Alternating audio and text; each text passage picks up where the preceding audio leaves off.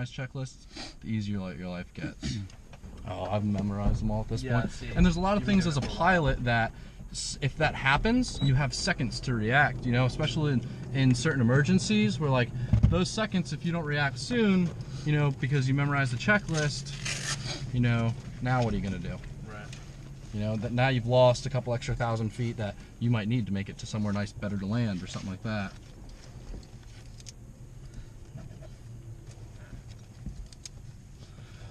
Alright, seat belts, controls, cabin doors, fuel selectors, spoilers, brakes, circuit breakers. Alright, pilot briefing. So, anytime, so first of all, everything that we say in the cockpit is only going to be heard by us three. Okay. Whenever I use the radio, that's the only time ATC is going to hear us. You have no reason to be pressing that black button at L today, okay? That's only going to be me. When you hear someone else talking on the radio, I need you guys to be quiet. If we're in the middle of a sentence and you hear someone, just shut it off for a second, okay? Just so I can hear whether the call is for us or not. Past that, the other thing is, if I ever say my flight controls just for you, I basically just need you to sit how you're sitting right now. Whereas the yoke can go back and forth freely without hitting your knees, your hands are off the yoke, and your feet are away from the pedals, okay? So that's when I say my flight controls, okay? The only time I really will say it today is that right when we're just outside the Delta airspace coming in, I'll say, hey man, my flight controls, like, I'll be fine the rest of the way in. So when you get out and you get up in the morning and you get in your car to go drive somewhere, do you expect to get in a crash? No. No, okay. So we don't either, right? But something you don't do when you drive your car, but we do in an airplane, is that we talk about it. We have a little bit of a plan. Now, there aren't a lot of emergencies that could happen in this airplane today that would involve you. But the only one that really would involve you is if we have a cockpit fire. If we have a cockpit fire, I need to fly the airplane because I'm the pilot in command, which means you get to be a firefighter. Cool? Okay. There's a little fire extinguisher down here, right? You just pull up on this latch, pull it out, pull the yellow tab off, and then bring this guy up and push it down. You know, there's a pin on the side, and you just push down. And you point it up underneath here, right? The not so fun end over here. You point it up underneath here, and you just dump the whole thing. Spray it until there's nothing to be sprayed left, okay? Okay. In the event of any other kind of emergency, you just stay calm, don't freak out, and do whatever it is that I tell you to do. Most likely, what I'll have you do is tighten your seatbelt, slide your chair back, unlatch the doors. That's probably as much as you would see today. Okay. You know, we've done lots of these flights. I haven't seen any emergencies, knock on wood, but we talk about it just in case, right? Just have a plan. All right? All right. All right, so now we'll go to our start setup here. Spark, carb, heat, prime. This is just a fuel primer. We prime a couple times, make sure there's plenty of fuel in the carburetor.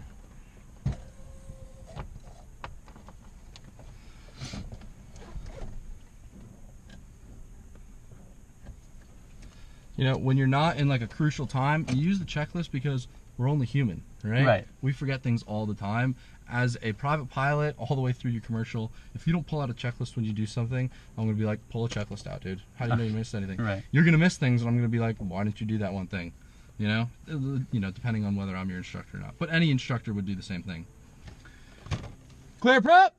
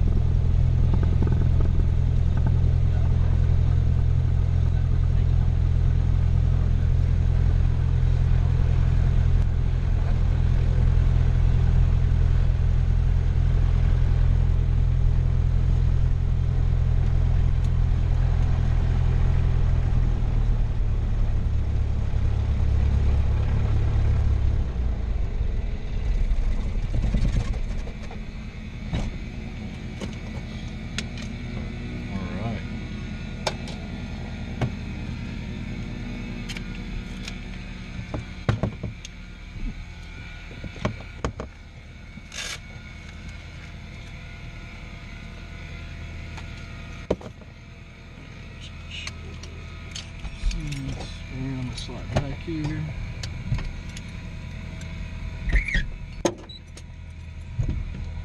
Remember how to open this key? Yeah. Okay. You slide this.